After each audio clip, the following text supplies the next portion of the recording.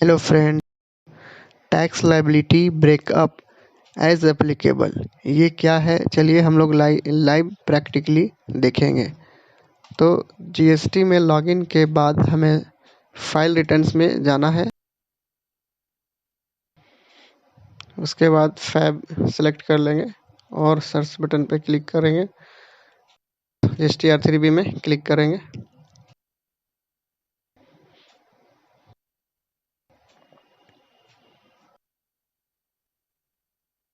उसके बाद हमें सिंपली यहाँ सेव करना है और प्रोसीड टू पेमेंट पे क्लिक करेंगे।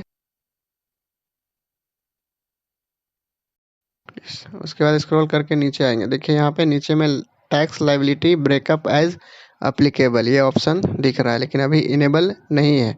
जब हम ये मेक पेमेंट पे क्लिक करेंगे, सेट ऑफ हो जाएगा, तब ये इनेबल होगा। तो देखिए हम इसका मेक पेमेंट पे क्लिक करते हैं।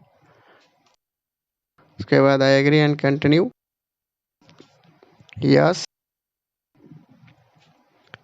ओके। स्क्रॉल करके नीचे आएंगे। देखिए ये इनेबल हो गया और प्रोसीड टू फाइल जो ये ऑप्शन था ये डिजेबल हो गया है। तो अब हम यहाँ पे देखते हैं tax liability breakup as applicable पे क्लिक करते हैं।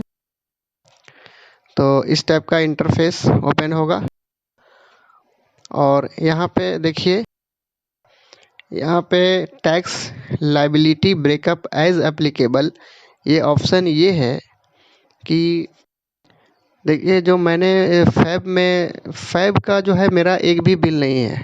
फैब का जो मैंने R1 फाइल किया है फैब 26 का, उसमें मेरा बिल नहीं है। ठीक है, वो टोटल बिल कहाँ का है? मेरा दिसंबर मंथ का है। तो देखिए ऑटोमेटिक ये आपका ब्रेकअप कर रहा है, मतलब कि दिसंबर का जितना बिल मैंने डाला था वो दिसंबर यहाँ पे आके देखिए ऑटोमेटिक इसका ब्रेकअप कर रहा है। और फैब का मेरा कुछ भी नहीं है तो उसमें कुछ भी नहीं आ रहा है। ठीक है, तो ब्रेकअप करने का मतलब क्या है? ब्रेकअप करने का मतलब ये है कि गवर्नमेंट को प्रॉपर इंटरेस्ट चाहिए। ठीक है, गवर्नमेंट को प्रॉपर इंटरेस्ट चाहिए। जैसे अब यहाँ पे ब्रेकअप किया दिसंबर का, कि दिसंबर का बिल मैंने ऐड किया है, तो इसका इंटरेस्ट जो है कहाँ से इसका इंटरेस्ट कैलकुलेट होगा? दिसंबर मंथ का ड्यू डेट होता है आपका 20 जनवरी 2026। तो वहाँ से ले करके अभी तक का, जब अभी आज रिटर्न हम फाइल कर रहे हैं कब, 17 मार्च 2026 को, तो 17 मार्च तक का जितना बीच में जितना भी डिले हुआ उतना दिन का यहाँ पे इंटरेस्ट नेक्स्ट मंथ में हमको पे करना होगा। तो मेन मकसद यही है इसका कि हम मतलब प्रॉपरली इंटरेस्ट कैलकुलेट होगा यहाँ पे। ठीक है, और अगर आपको कुछ लगता है कि नहीं यहाँ पे कुछ गलत है, जो ऑटो कैलकुलेट हो रहा है, सिस्टम जो कैलकुलेट कर रहा है, अगर आपको कुछ लगता है कि नहीं गलत है, तो आप मैनुअली इसे चेंज भी कर सकते हो। ठीक है, लेकिन मेरा गलत नहीं है, मेरा तो सही है, तो मैं इसे अभी कुछ नहीं करूँगा फ़िलहाल। ठीक है, ये सारा का सारा बिल मेरा दिसंबर का ही है। ठीक है दोस्तों, और यहाँ पे फाइल का ये जो इनेबल वेरिफिकेशन तभी होगा जब हम यहाँ सेव बटन पे क्लिक करेंगे। ठीक है, आप चाहो तो इसमें और भी प्लस करके ऐड कर सकते हो अगर आपके अकॉर्डिंग कुछ हो तो। यहाँ पे आप अपना जिस मंथ का अगर है, अगर लगता है कि नहीं यहाँ पे गलत हो रहा है, दिसंबर का नहीं है, कुछ नवंबर का भी है, एग्जांपल के लिए मैं बोल रहा हूँ, आपको लगता है कि नहीं दिसंबर नहीं कुछ नवंबर का भी है, तो आप नवंबर सेलेक्ट करके और नवंबर सेलेक्ट करके आप मैनुअली ऐड भी कर सकते हो। तो मेरा नवंबर का नहीं है, मेरा दिसंबर का ही है। सिर्फ टैक्स लायबिलिटी ब्रेकअप का यही मतलब है कि जो आप अगर किसी भी प्रीवियस टैक्स पीरियड का कोई भी बिल अगर आप ऐड करोगे, तो अब फरवरी 26 से आपको हर मंथ में ब्रेकअप यहाँ पे मिलेगा। मतलब कि जो भी होगा अलग अलग मंथ का आपको अलग अलग ब्रेकअप दिखेगा।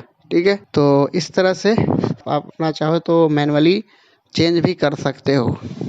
और ठीक है दोस्तों, तो इसका मेन मकसद यही है कि प्रॉपर इंटरेस्ट कैलकुलेट होगा। ठीक है, तो आई होप कि आप समझ गए होंगे। अगर आपको फिर भी कोई कन्फ्यूजन होगा तो आप हमें कमेंट कर सकते हो। तो यहाँ पे ये जो ऑटो कैलकुलेट हो रहा है ये मेरा सही है। हम सिंपली इस पर सेव बटन पे क्लिक करेंगे। हमें देखिए मैंने क्लिक किया इस पर, और तो देखिए इस तरह से जो है हमारा ये वेरिफिकेशन इनेबल हो गया है। अब हम यहाँ पे सिंपली इस पर टिक करेंगे और ऑथराइज का नाम सेलेक्ट करेंगे और ईबीसी या डीएससी के माध्यम से इसको हम फाइल कर लेंगे। तो मेरा सारा ओके है। अब हम देखिए ओटीपी चला गया है। अब हम ओटीपी डाल के वेरीफाई कर लेंगे। तो इस तरह से हम अपना ओटीपी डाल लेंगे। उसके बाद हमें सिंपली वेरीफाई पे क्लिक करना है। तो देखिए हमारा सक्सेसफुल GST R3B फैब का मैंने फाइल कर लिया है।